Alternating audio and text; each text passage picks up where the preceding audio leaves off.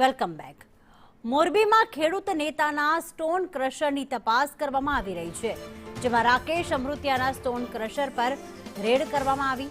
ખાણ ખનીજ અને પીજીવીસીએલની તપાસ અને સરકાર સામે અવાજ ઉઠાવતા હેરાનગતિનો આરોપ પણ કરવામાં આવ્યો.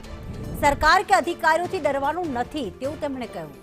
જે કરવું હોય તે કરો, બધું કાયદેસર જ ચાલે છે. સાથે જ 19 દિવસીય ઉપવાસ આંદોલનમાં તેઓ સક્રિય હતા. ખેડૂતોએ સોશિયલ મીડિયામાં ટેકો આપ્યો હતો. અમૃતિયા જે ગુજરાત ઉપવાસ છાવણી જેતપર ખાતેથી 19 દિવસ આમંત્રણ ઉપવાસ પર ઉતર્યા હતા, તેમને સરકારશ્રી દ્વારા ખાણ ખનીજ વિભાગ અને જીબી વિભાગને મોકલીને તેમના ક્રશર સ્ટોરને ચેકિંગ હાથ ધરવામાં આવ્યું છે.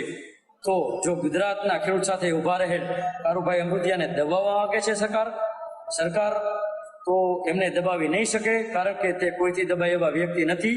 તે ખેડૂતોની સાથે છે અને હંમેશા સાથે રહેશે, એવું એને મીડિયાના માધ્યમથી પણ જણાવ્યું છે.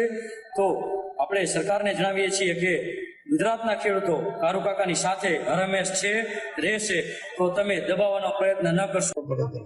જય જવાન જય કિસાન મિત્રો. અમારા ખેડૂત આંદોલનના સાથી મિત્ર રાકેશ અમૃતિયાના આજે ખાણ ખનીજ વિભાગ દ્વારા રેડ કરવામાં આવી. એટલે આ એક તંત્રને કહેવા માંગી છીએ, તમે આંદોલન તોડવા માટે જ આ તમે રેડ કરો છો અને અમારા ખેડૂતને દબાવવાની વાત કરો છો. એટલે અમે કહેવા માંગી છીએ તંત્રને કે રાકેશ અમૃતિયા એકલા નથી, એની સાથે 54 લાખ ખેડૂતનું સમર્થન છે. અને હું તંત્રને કહેવા માંગુ છું કે અમારા નિર્દોષ ખેડૂતને ખોટી રીતે હેરાન કરવાનું રહેવા દો. બાકી અમે એક રહેવાના છીએ, આંદોલન તૂટવાનું નથી.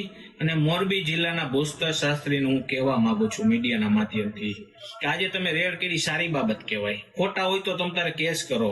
તો હું કહેવા માંગુ છું કે વર્ષોથી આ ટીકરથી ઘાટીલા થઈને રેતી ચોરી કરે છે, એ તમને દેખાતું નથી. ખાણ ખનીજ વિભાગ આજે આવ્યું હતું, હું બહાર હતો. પછી મારે અહીંયા વાત થઈ, તમામ રોયલ્ટી અમે કેટલી ફાડી એ જોયું, રોયલ્ટી કેટલો સ્ટોક જોયો, કેટલું ખાણમાં તમે કાઢો, બધી એને તપાસ કરી લીધી. અને કાયમી માટે હું રોયલ્ટી હોય કે કોઈ સરકારનું હોય, કોઈ દી મેં ખોટું કરતો નથી, કરવા માગતોય નથી. અને મારા કાયમી એડવાન્સ 5 લાખ રૂપિયા ઉપર હશે. અને રાજકોટે હતું ત્યારે હું 2-2 લાખ મારા ત્યારે એડવાન્સ હતા. અને તમામ અધિકારીને જોઈ લેવાનું, જે કરવું એ કરી લેવાનું. મારે કાયદેસર હાલે અને કાયદેસર રાખવા વાળો માણસ છું. હું દેશભક્તિ માટે, દેશ માટે બલિદાન દેવા તૈયાર થવું, તો મારે દેશને તોડવાનું નથી. અને મેં કોઈ ગામમાં કોઈને 500 રૂપિયા, કોઈ એમ કે રાકેશભાઈ 500 રૂપિયા માગું કે કોઈ મારું ખોટું કર્યું તો મારા બાપ દાદાની મિલકત દઈ દઈશ. એ ગોતી આવો. આજ રવિવારના રોજ જેતપર ગામના પનોતા પુત્ર અને આંદોલનના સાથી એવા રાકેશભાઈ અમૃતિયાના ક્રશર પ્લાન્ટમાં ખાણ ખનીજ વિભાગ અને પીજીવીસીએલ દ્વારા રેડ પાડવામાં આવી હતી. આ ઘટનાને ગુજરાત ઉપવાસ છાવણી સખત વખોડી કાઢે છે. જો આવી રીતે કોઈ આંદોલનકારીને દબાવવામાં આવશે તો ગુજરાતના તમામ ખેડૂતો તેમની સાથે છે.